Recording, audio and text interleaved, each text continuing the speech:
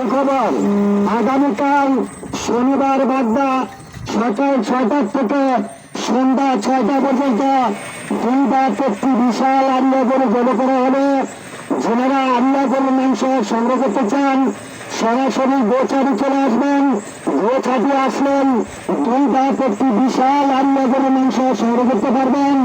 মনে রাখবেন, বাগদা বাজারের দক্ষিণ পাশে মনের সামনে আসলেন দুইটা বিশাল একটি আল্লাহ গরুর মাংস সংগ্রহ করতে পারবেন।